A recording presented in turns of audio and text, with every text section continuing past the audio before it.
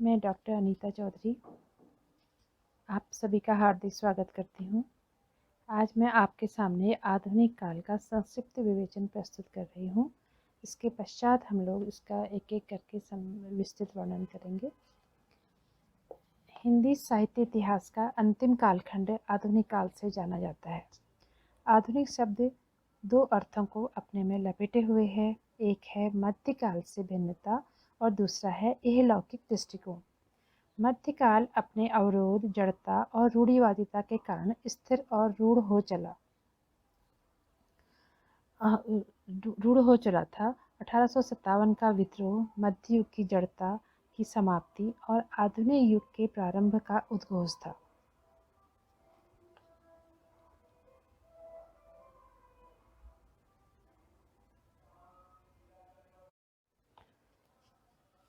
मैं डॉक्टर अनीता चौधरी आप सभी का हार्दिक स्वागत करती हूँ। आज मैं आपके सम्मुख आधुनिक काल का संक्षिप्त वर्णन प्रस्तुत कर रही हूँ। हिंदी साहित्य इतिहास का अंतिम कालखंड आधुनिक काल से जाना जाता है। आधुनिक शब्द दो अर्थों को अपने में लपेटे हुए है। एक है मध्यकाल से भिन्नता और दूसरा है इहलौकिक दृष्टिकोण। मध्यकाल अपने अवरोध, जड़ता और रूढ़िवादिता के कारण स्थिर और रूढ़ हो चुका था। 1857 का विद्रोह मध्य युग की जड़ता की समाप्ति और आधुनिक युग के प्रारंभ का उद्घोष था। सामंतवादी शक्तियां अपनी सारी शक्ति लगाकर समाप्त हो गईं और देश के प्रबुद्ध वर्ग ने नए सिरे से सोचना प्रारंभ किया। इसी प्रकार रीतिकाल में साहित्य अपने कथ्य और शैली की दृष्टि से रूढ़ हो चुका था। आधुनिक काल ने इस जड़ता को खंडित किया और जीवन की धारा विविध स्रोतों में फूट निकली। साहित्य मनुष्य के सुख दुख के साथ जुड़ गया। आधुनिक युग में सोचने विचारने का दृष्टिकोण सांसारिक हो गया और धर्म, दर्शन, साहित्य, चित्र आदि के प्रति नया दृष्टिकोण सामने आया। इस काल में सुधार, परिष्कार और अतीत की व्याख्या नए ढंग से की गई। इस ऐतिहासिक प्रक्रिया में साहित्य की भाषा भी बदली और ब्रज भाषा का स्थान खड़ी बोली ने ले लिया। आचार्य रामचंद्र शुक्ल ने आधुनिक काल को गद्य और काव्य को दो खंडों में बांट दिया। दोनों खंडों को पुनः दो प्रकरणों में बांट दिया। गद्य के पहले प्रकरण में ब्रजभाषा और खड़ी बोली गद्य का विवेचन किया गया है और दूसरे खंड में गद्य साहित्य का उद्भव निरूपित किया गया। इसे फिर तीन उत्थानों प्रथम, द्वितीय और तृतीय में विभाजित किया गया। काल खंड में भी दो प्रकरण हैं, पुरानी और नई काव्यधारा। गद्य खंड की तरह इसमें भी नई काव्यधारा के तीन उत्थान हैं। आचार्य रामचंद्र शुक्ल ने इस कालखंड को गद्य खंड कहा है। यह सही है कि आधुनिक तकनीकों के कारण इस युग में गद्य तेजी के से विकसित हुआ और खासकर प्रेस ने साहित्य को प्रजातांत्रिक रूप दिया। समाचार पत्र, उपन्यास, आधुनिक ढंग के निबंध, कहानियाँ प्रेस के प्रचार के बाद ही तेजी से आगे बढ़ी। इस युग का नाम अगर गद्य काल रख दिया जाए तो वह काव्य प्रवृत्ति बिल्कुल छूट जाएगी, तो आधुनिक विचारों से ओतप्रोत है। इसलिए हमें इस कालखंड का आधुनिक काल नाम ही उचित प्रतीत होता है। आधुनिक काल को कई कालखंड में विभाजित किया जा सकता है, जैसे पुनर्जागरण काल, उसे हम भारतेंदु काल कहते हैं। ये 1857 से 1900 ईस्वी तक का माना जाता है। फिर है जागरण और सुधार काल, इसको द्विवेदी काल भी कहा जाता है। ये 1900 से लेकर 1918 ईस्वी तक माना जाता है। तीसरा आता है छायावाद काल, यह 1918 से 1936 तक का इसका समय है। फिर छायावादोत्तर काल 1936 से 1950 तक का इसका समय मानते हैं। 1950 से अब तक का। इसके अंतर्गत प्रगतिवाद, प्रयोग काल, नवलेखन काल भी इसके अंतर्गत ही आते हैं। सबसे पहले हम भारतेंदु काल, पुनर्जागरण काल के बारे में पढ़ेंगे। 1857 से 1900 तक के काल को पुनर्जागरण या भारतेंदु काल के नाम से जाना जाता है। दोनों ही नाम हिंदी साहित्य के इतिहास में प्रयुक्त होते हैं। यह काल राष्ट्रीय सांस्कृतिक पुनर्जागरण का समय है। राम मोहन राय, केशव चंद्र सेन, दयानंद सरस्वती, विवेकानंद आदि के कारण एक नई राष्ट्रीय सांस्कृतिक चेतना का जन्म हुआ। इसका सीधा प्रभाव साहित्य पर पड़ा। साहित्य नए दृष्टिकोण से संपृक्त हुआ और मध्यकालीन जड़ता को उसने पूरी तरह तोड़ दिया। इस दृष्टि से इस कालखंड को पुनर्जागरण काल कहा जाता है। हम जानते हैं कि नामकरण करते समय ऐसे व्यक्ति को आधार बनाया जा सकता है जिससे उस कालखंड का इतिहास प्रभावित हो। इस कालखंड में भारतेंदु हरिश्चंद्र पूरे हिंदी साहित्य पर छाए रहे। उन्होंने हिंदी गद्य को भाषा और विधा की दृष्टि से नई दिशा प्रदान करी।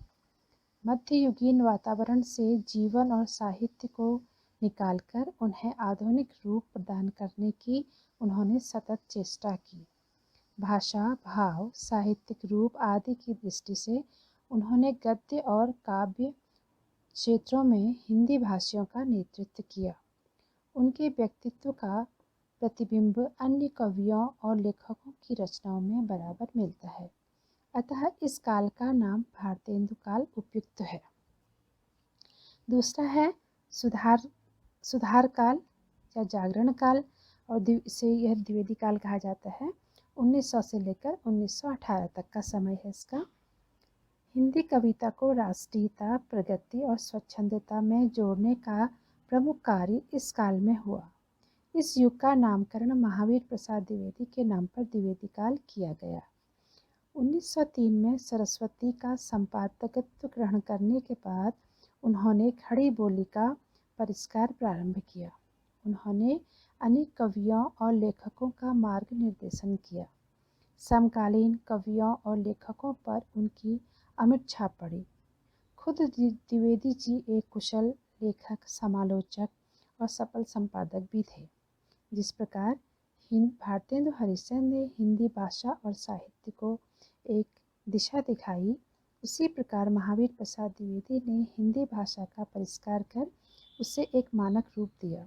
इन्हीं कारणों से इस काल को द्विवेदी युग कहा जाता है। राष्ट्रीय, सांस्कृतिक और साहित्यिक आधार पर इस काल को जागरण सुधार काल भी कहा जाता है। इस काल में साहित्य के कथ्य और भाषा में सुधार और परिष्कार हुआ। इसके अतिरिक्त इस काल में राष्ट्रीय सांस्कृतिक स्तर पर भी जागरण सुधार की दिशा में प्रगति हुई। 19वीं शताब्दी के उत्तरार्ध में समाज और संस्कृति को पुनरुत्थान की जो प्रक्रिया प्रारंभ हुई, उसे आलोच्य काल में बाल गंगाधर तिलक, गोपाल कृष्ण गोखले, लाला लाजपत राय आदि नेताओं ने आगे बढ़ाया और अपनी परंपरा और संस्कृति को गौरव प्रदान करने की चेष्टा की। इसका भी असर साहित्य पर पड़ा। इस दृष्टि से इसको जागरण सुधार काल भी कहा जाता है। अगला है छायावादी काल। इसका समय है 1918 से लेकर 1936 तक। द्विवेदी युग के बाद का समय छायावाद काल के नाम से जाना जाता है। छायावाद आधुनिक हिंदी कविता की उस काव्य धारा का नाम है जो 1918 के बाद प्रस्फुटित हुई। नामवर सिंह के अनुसार छायावाद विशेष रूप से हिंदी साहित्य के रोमांटिक उत्थान की वह काव्य धारा है जो लगभग सन 1918 से 1936 तक की प्रमुख युगवाणी रही, जिसमें प्रसाद, निराला, पंत, महादेवी मुख्य कवि हुए और सामान्य रूप से भावोच्छ्वास प्रेरित स्वच्छंद कल्पना प्रवृत्ति की वह स्वच्छंद प्रवृत्ति है जो देशकालगत वैशिष्ट्य के साथ संसार की सभी जातियों के विभिन्न उत्थानशील युगों की आशा आकांक्षा में निरंतर व्यक्त होती जा रही है। स्वच्छंदता की उस सामान्य भावधारा की विशेष अभिव्यक्ति का नाम हिंदी साहित्य में छायावाद पड़ा। अगला है प्रगतिवाद और प्रयोगवाद। ये 1936 से 1953 तक का समय है।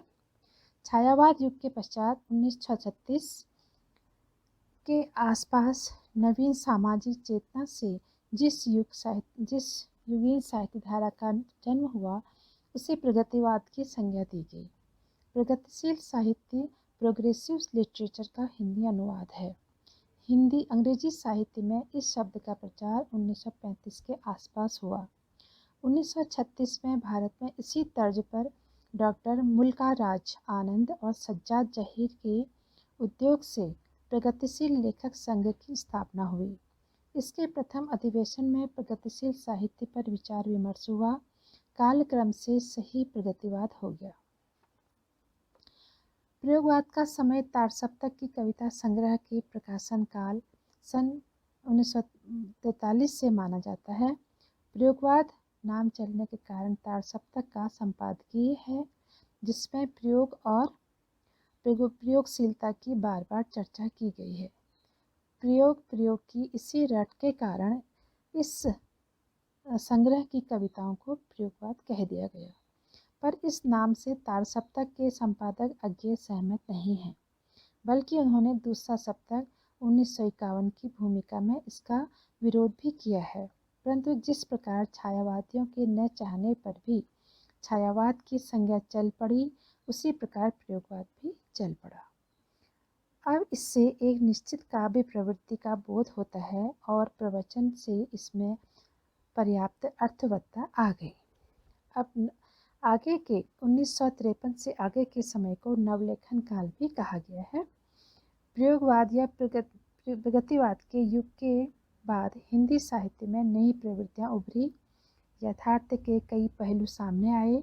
इसके अतिरिक्त यह साहित्य प्रवाह इतनी तेजी से प्रभावित हो रहा है कि यह सवाल बार बार सामने आता है कि इसे किसी एक नाम से में न बांधा जाए या न बांधा जाए।